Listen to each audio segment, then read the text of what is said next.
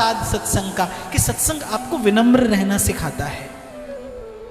साधु संग करते करते आपके जीवन में कृतज्ञता आती है, आपके जीवन में विनम्रता आती है। और भक्ति अगर कभी विराजमान होगी, भक्ति अगर कभी, अभी क्या है, हृदय में भक्ति तो है लेकिन भावना स्थिर नहीं है। अभी तो आप यहां पर बैठे बहुत आनंद ले रहे हैं, बाहर जाओगे तो मन कुछ और हो जाएगा, घर तक पहुंचते पहुंचते कुछ और हो जाएगा, और कल तक तो बस पूछिए ही मत। कल तक तो ऐसा हो जाएगा, अरे चलो छोड़ो, एक दिन सुन लिया, अब रोज रोज क्या जाकर करना है। ऐसा ही होता है, मैं बता रहा हूं आपको। तो अभी यहां कुछ और है, और यदि आप दृष्टा बन पाए तो आप देखेंगे घर तक पहुंचते कुछ और कल तक क्या गति हो जाएगी। तो भाव तो मन में है लेकिन भाव स्थिर नहीं है। भक्ति अगर कभी स्थिर होगी, भक्ति अगर कभी अविचल होगी, अचल होगी, उसे बैठने के लिए जो आसन चाहिए वो आसन विनम्रता का आसन है। एह दरबार दीन को आदर, रीत सदा चलिया, मनवे के नीवे होके चलिया करो, फल नीवे ब्रखानु लग दे, सदाई लग दे, किनी में होके चलिया करो। तो भजन मार्ग कैसा है, क्या है, क्या इसका आरंभ है, किस प्रकार से ये पथ आगे बढ़ाता है, और कैसे कैसे मोड़ आते हैं। तो चार बातें चर्चा आरंभ होती है यहां से। भजन मार्ग वस्तुतः क्या है? जैसे चार स्तंभ हैं इस भवन के, खड़ा होने के लिए आवश्यक हैं। सबसे प्रथम क्या है? गुरु, फिर इष्ट, फिर मंत्र, और फिर उसके बाद अपने अनुकूल भाव का संग। ये चार वो महत्वपूर्ण बातें हैं, या कह सकते हैं कि ये सांगोपांग उपासना है। ये चार भाव सिद्ध होते हैं तो भजन का भाव हृदय में स्थिर होता है। सबसे पहले गुरु, फिर उसके बाद इष्ट, फिर उसके बाद मंत्र, और फिर उसके बाद अपने भाव के अनुकूल संत का, भक्त का, रसिकों का संग। लेकिन गुरु से पहले भगवान ने जब नवदा भक्ति का उपदेश किया है तो भगवान ने सीधे गुरु की बात नहीं की। प्रथम भक्ति संतन करि संगा, दूजी रति मम कथा प्रसंगा। फिर भगवान कहते हैं गुरु पद पंकज सेवा, तीसरी भक्ति अमान, चौथी भक्ति मम गुणगन करहि कपट तजगा। अर्थात गुरु, इष्ट, मंत्र और भक्तों का संग ये भजन का मार्ग है। लेकिन इसके आरंभ में भी भक्त का संग है, इसके विश्राम में भी भक्त का संग है। लेकिन दोनों में एक भेद है। आरंभ में जो भक्त का संग है उसमें आपको प्रयास करना पड़ेगा, और विश्राम में जो भक्त का संग है उसमें मन की स्थिति कैसी है? कबीर की सी, राम बुलावा भेजया दिया कबीरा रो, जो सुख है सत्संग में सो वैकुंठ ना हो। अभी क्या है? अभी सत्संग में आने के लिए प्रयास है। अभी तो आप लोगों ने प्रयास किया है आने के लिए, और आप बोलोगे कि कैसे पता? तो मुझे आपको देखकर पता चल जाता है। कुछ लोग मैंने देखा वो बेचारे बड़े जोर जबरदस्ती बैठे रहते हैं, कुछ मेरे डर से बैठे रहते हैं कि कुछ प्रसाद नहीं मिल जाए व्यासपीठ से, तो बेचारे इसलिए बैठे रहते हैं। पर मैं देखता हूँ कि कुछ लोग ऐसे बैठे रहते हैं, ऐसे बैठेंगे, घड़ी देखेंगे, यहाँ देखेंगे, वहाँ देखेंगे। तो माने क्या है कि उन्हें रसानुभूति नहीं हो रही, और इसमें कोई दोष नहीं है। सभी की मनस्थिति एक सी हो नहीं सकती, और कहीं ना कहीं से तो सत्संग रूपी यात्रा का आरंभ होता ही। इसलिए घबराइए मत। मैं तो कहता हूँ मन ना लगे सत्संग में तो क्या करिए? तो भी सत्संग ही करिए, बिना मन के करिए, अनमने होकर करिए, रूखा सूखा जैसा मन हो सोई लेकर करिए, क्योंकि औषधि भी यही है। हो सकता है पहले पहले आपको कड़वी लगे, लेकिन बड़े लंबे काल तक जो लोग औषधि लेते हैं ना, उन्हें औषधि लेने का अभ्यास हो जाता है, उन्हें फिर वो कड़वी नहीं लगती, अनुकूल हो जाती है, वो अभ्यास होता है ऐसे। लेकिन यदि मन नहीं लगा और आपने किया भी नहीं, ये तो बहुत सरल है। मन नहीं था, आपने नहीं किया। आज माला करने का मन नहीं था तो नहीं किया, आज भगवान का श्रृंगार करने का मन नहीं था तो नहीं किया। सबसे प्रथम पतन आरंभ होता है जीव का, कहां से? प्रमाद से आरंभ होता है। इसीलिए मैं बार बार निवेदन करता हूं व्यासपीठ से, मन ना हो तब तो अवश्य करिए, बिना मन के करिए। हो सकता है आपको कोई रस ना मिले, हो सकता है आपको लगे कि आप जबरदस्ती कर रहे हैं, संसार का ही कोई कार्य समझकर कर लीजिए जिसे करने में आपका मन नहीं लगता, पर छोड़िए नहीं, करिए अवश्य। आपके जीवन का अनुशासन भंग ना हो, करते रहिए, क्योंकि रस कहीं ना कहीं करते रहने से ही आएगा। निश्चित रूप से ना किसी ने हंस के पाया है और ना किसी ने रो के पाया है, जिसने उसको पाया है मुर्शिद का हो के पाया है। लेकिन मुर्शिद का होने के लिए भी आपको शुभारंभ तो कहीं करने से ही करना पड़ेगा, इसलिए करिए, बिना मन के करिए। आपके मन में यदि यह भाव आए कि बिना मन के किया फल मिलेगा कि नहीं मिलेगा, फल की चिंता छोड़कर जिह्वा रटे, आपके केवल हाथ चलें, लेकिन कभी आपका जीवन, कभी आपका मन चित्त भजन से रिक्त ना हो जाए। बिना मन के करिए, अनमने मन से करिए। तो अभी क्या है, अभी सत्संग में प्रयास है, लेकिन यदि आप ये प्रयास करते रहे, यदि आपने थोड़ा सा परिश्रम कर लिया, तो सत्संग की कृपा से क्या होगा। तुलसी कहते हैं, अब मोहे राम लागते मीठे। तो गोस्वामी जी से किसी ने पूछा, आपने लिखा है अब मोहे राम लागते मीठे, तो पहले नहीं लगते थे क्या? तो गोस्वामी जी ने कहा, हाँ पहले नहीं लगते थे। झूठ क्यों कहूं, पहले ये मन काग था, चुन चुन खाता मांस, अब तो मन हंसा भया, मोती चुग चुग खा। पहले तो मन काग था।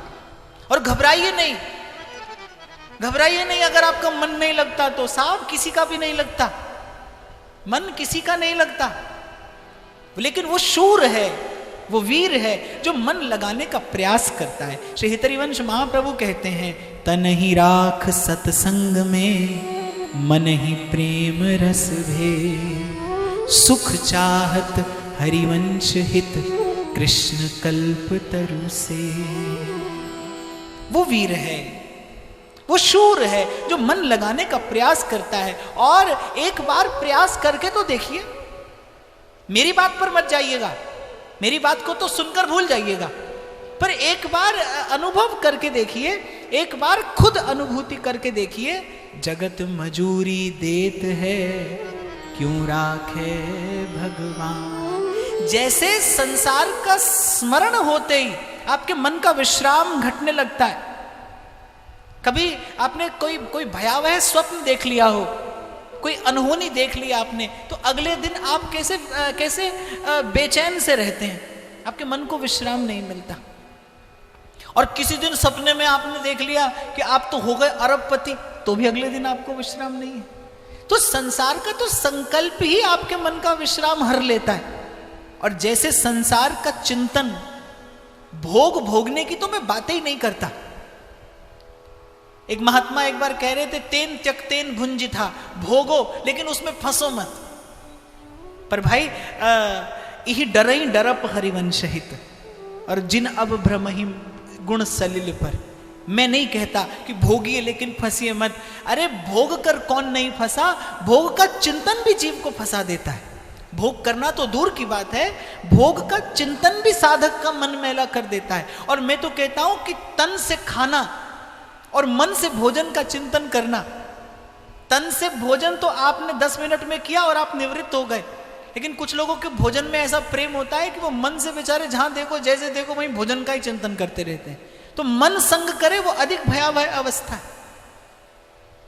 सावधानी का पथ है, रे मन संभल संभल पग धरिए, संभल संभल पग धरिए। क्या कह रहा था मैं इससे पहले?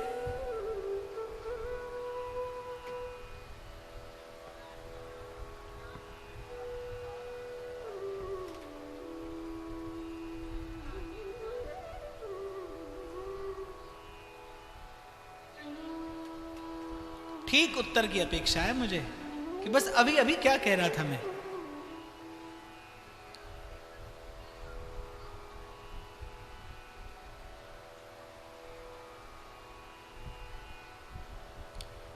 इसीलिए कह रहा था आपको सावधानी का मार्ग है। आ गए हैं आप यहां तक, सजग होकर सावधान होकर बैठिए।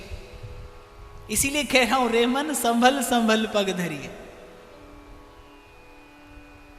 ऐसा मत समझिएगा कि मुझे भी याद नहीं है इसलिए पूछ रहा हूं, मुझे तो याद है, मैं तो आपसे पूछ रहा हूं। बताइए।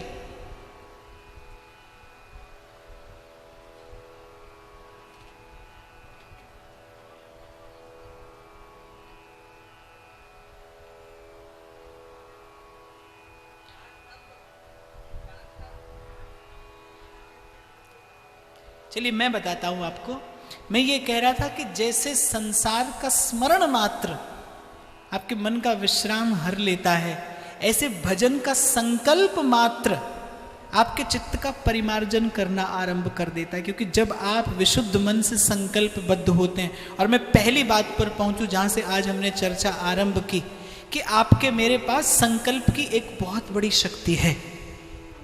क्षमा करना, आज आपकी झोली में जितना सुख दुख है, आज आपके आसपास जितनी अहमता और ममता है, आज जितनी मैं और मेरी है, ये आपके संकल्प का ही परिणाम है। ये आपके संकल्प का ही तो परिणाम है। जितना संसार आज जीवन में है वो अपने संकल्प का है। कर्म प्रधान विश्व करी राखा, जो जस करे ही सो तस फल चाखा। आपने बस सीख लिया है कहीं से, और बुरी बात सीख ली है कि कभी कुछ भी हुआ और आपने फट से कहा हे भगवान तूने क्या किया। अब भगवान को यही कार्य तो है नहीं कि हे भगवान ये तूने क्या किया। आप ही ने किया, आप ही ने सोचा, आप ही ने किया, और जो आपने सोचा वैसा ही आपने किया और वैसा ही आपने पा भी लिया।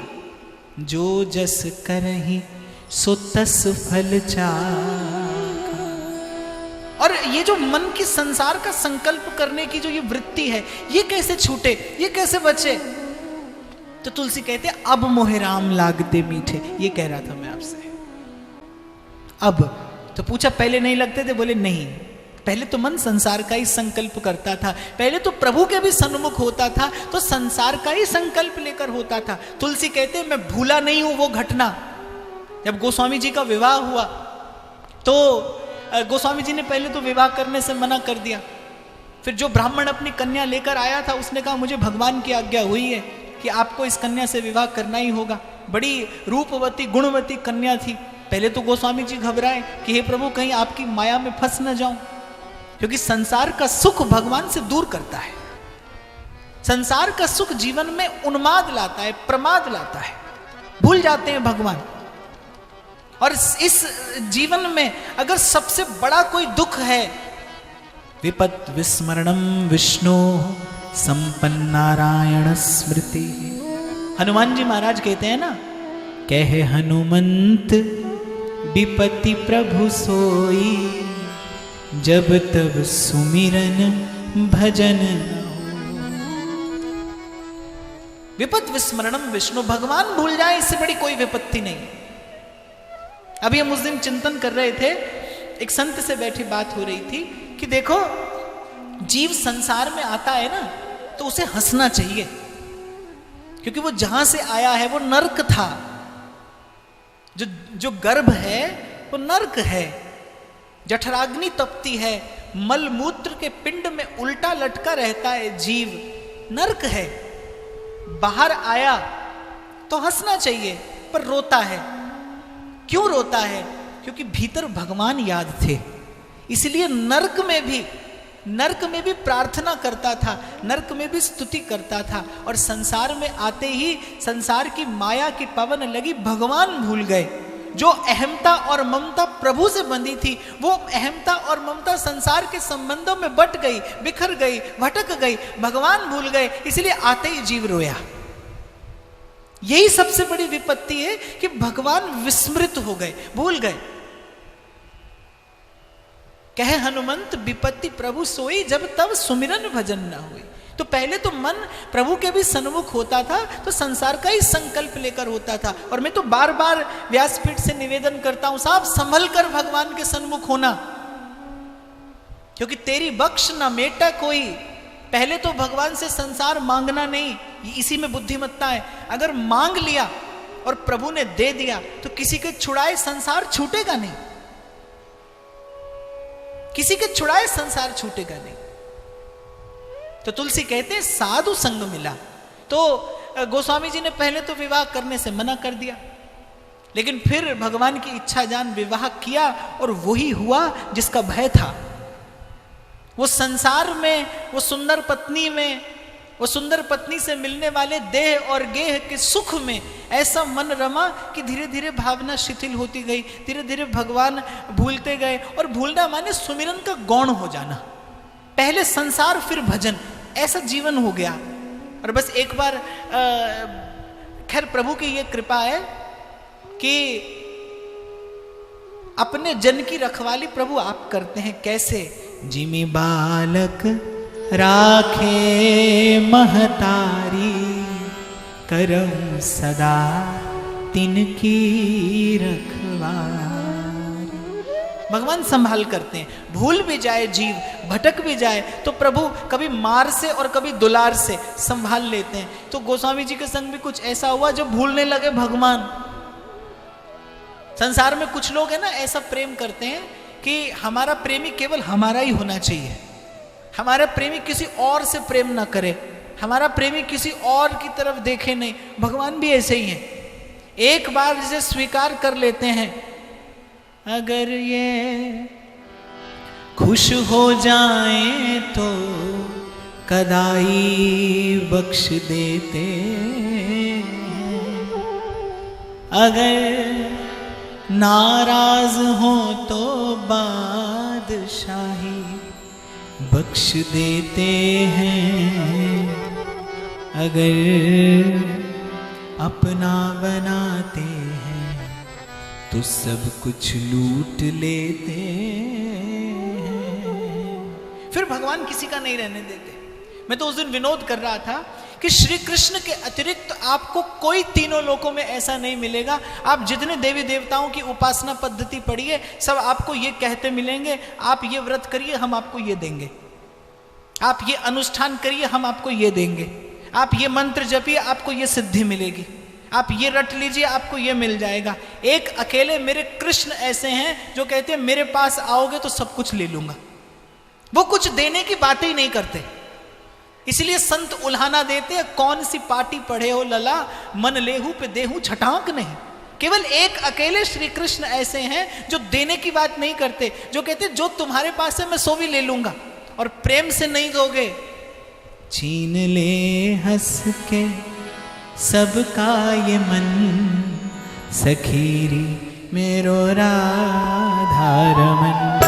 छीन ले हंस के सबका ये मन, सखीरी मेरो राधा रमन। राधा रमन प्यारो राधा रमन री, राधा रमन प्यारो राधा रमन री, राधा रमन प्यारो राधा रमन री, राधा रमन प्यारो राधा रमन री, राधा रमन री, राधा रमन री, मेरो राधा रमन री, मेरो राधा रमन री। छीन ले छीन ले छीन ले हंस के सबका ये मन, सखीरी मेरो राधा रमन। छीन ले हंस के सबका ये मन, सखीरी मेरो राधा रमन। गोविंद राधे माधवा गोपाल राधे माधवा, गोविंद राधे माधवा गोपाल राधे माधवा, गोविंद राधे माधवा गोपाल राधे